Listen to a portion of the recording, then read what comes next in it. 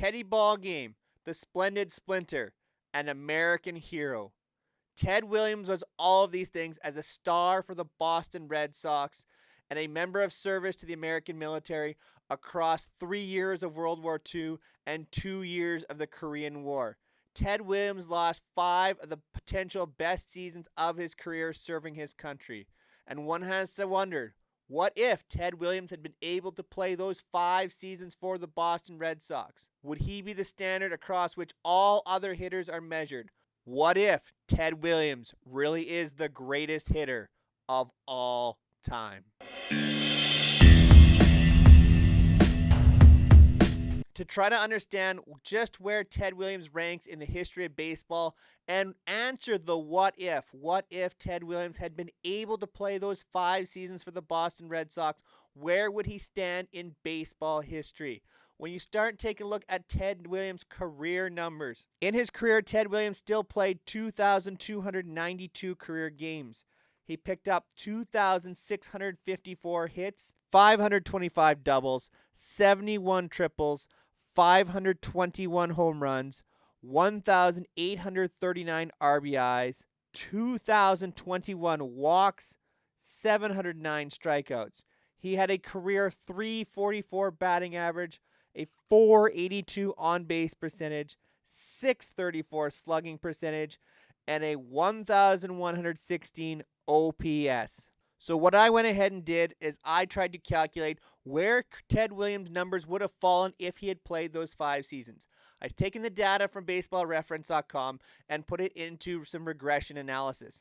So what I've done is I've graphed out and mapped out where Ted Williams' numbers lied during his career, found an equation for regression to be able to interpolate the data, and have placed those numbers into my new chart and filled in the 5 seasons that Ted Williams would have played based off my new equation numbers. Where would Ted Williams have fallen? So we've got numbers from 1943 through 45, as well as the 52 and 53 season, to see just where Ted Williams could potentially have gone. By no means are these exact measures. By no means are these the absolute guarantee. We know injuries happen. We know regression happens. These are the best approximations that we can make with the data that we have using this linear interpolation system to try and calculate where Ted Williams would have fallen. Thankfully, Ted Williams played enough seasons that we do have enough data, and we have to understand we're interpolating data from within Ted Williams' career. He's not missing seasons at the very beginning and the very end, which are much more difficult to approximate based off career numbers, because we understand that younger hitters typically struggle, older hitters typically regress. So these seasons are actually taken from more towards the middle of Ted Williams' career, so it's probably a better approximation using the data that we have. So by taking this data and looking at the 1943 season and approximating, would come out of having Ted Williams having 177 hits, 33 home runs, 137 RBIs, 135 walks, 330 average, ending up with a 1,071 OPS. Very similar to the 1944 and 45 seasons, approximately 170 hits each season approximation, around 30 home runs, around 130 RBIs, right around that 330 batting average, 465 on base, 600 slug, and an over 1,000 OPS.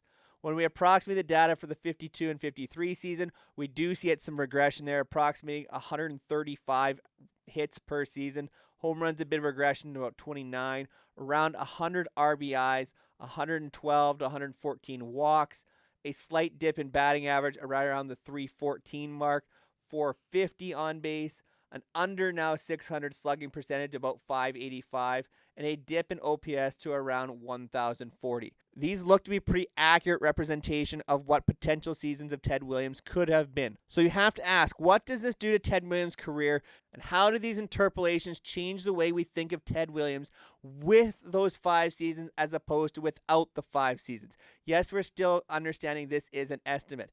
But if we were to take these numbers as is, Ted Williams would go from having 2,654 hits and being ranked 77th across all of baseball to having over 3,000 hits, 3,361 in fact, which would rank him then 9th in Major League Baseball. As far as doubles, career Ted Williams had 525, which is ranked 46th in baseball history.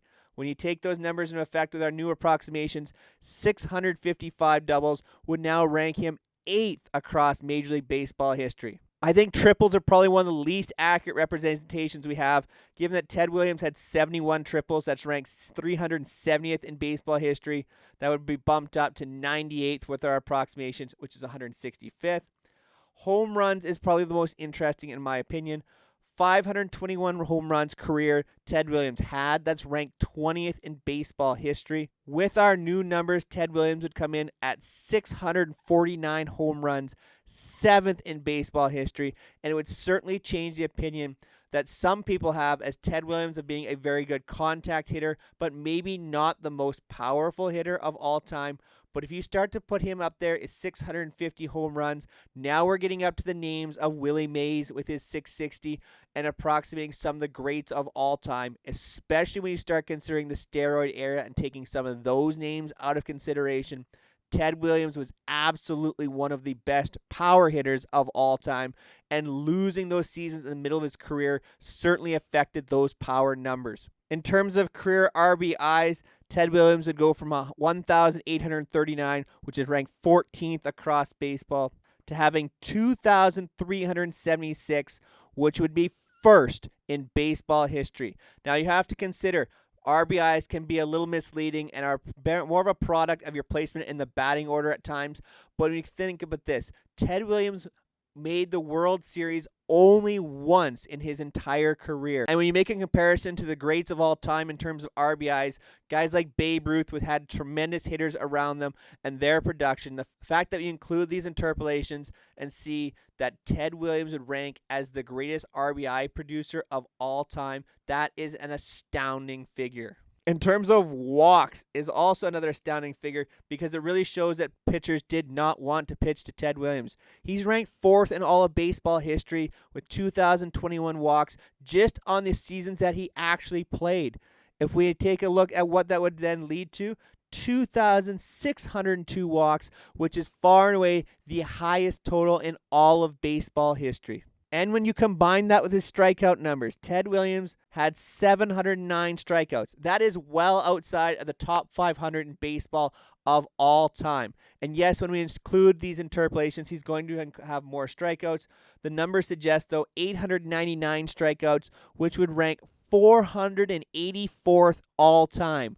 So the first ranked guy in terms of walks and the 484th of all time in terms of strikeouts. Those are absolutely astounding numbers. And how about some of the averages? Ted Williams' 344 batting average ranks 6th across all of baseball history. When we include our estimates, he actually drops to a 338 batting average, but that is still 16th in all of baseball history and does make some sense because the likely batting average would have dipped at some point in time in his career. On base percentage, though, 482 current in his career. That is the best of all time. And when we include our results, a 475 on base percentage, that's still the best of all time. So it shows that Ted Williams is, in fact, in no question, with or without our estimates, is the greatest hitter of all time in terms of getting on base. And we know how much that is used in terms of baseball statistics in today's day and age. Coming in next, a 634 slugging percentage, which ranks 2nd in baseball history behind only Babe Ruth. And we include our estimates, a 619 slugging percentage, which drops into 5th in all of baseball history. That does make some sense in seeing the power numbers dip across your career. So that would be certainly something we'd anticipate if we include those 5 seasons for Ted Williams. You put it all together, an 1116 OPS is ranked 2nd in all of baseball history. And when you include our estimates, a 1,095 OPS, that is still 2nd in all of baseball history. So when you put all that together, what does it leave us with? Well, Ted Williams had the 77th most hits in baseball history, 14th overall in home runs, 4th in RBIs, the best batting average, the best on base, the second best slug, and the second best OPS of all time based off his current numbers. But this is all about understanding what could have happened if Ted Williams had played those 5 seasons. And when we use that data and look at it, 3,361 hits, 9th all time. Potentially 650 home runs to be 7th all time. The top RBI producer. The top guy in terms of walks. 16th in baseball history in batting average. The top in terms of on base. 5th in slug, 2nd in OPS. When you put it all together with those 5 seasons included, Ted Williams has a much, much better case for the greatest of all time. And when you start to factor in things like production around him, remember, the Red Sox only made one World Series with Ted Williams. The best comparison we have to greatest of all time has to be to Babe Ruth. Babe Ruth made the World Series 8 times in those years with the New York Yankees. And he had some of the best hitters of all time around him, supporting him in those lineups. So when you put it all together, there cannot be any question. If Ted Williams did not have to be an American hero, Ted Williams would be the greatest hitter in Major League Baseball history, and the numbers show it. Thank you so much for making it all the way to the end of this video. I greatly appreciate all the support here on 3 Up, 3 Down, and I really hope you enjoy these What If series. Make sure you comment down below a what if that you would like to see me produce a video on.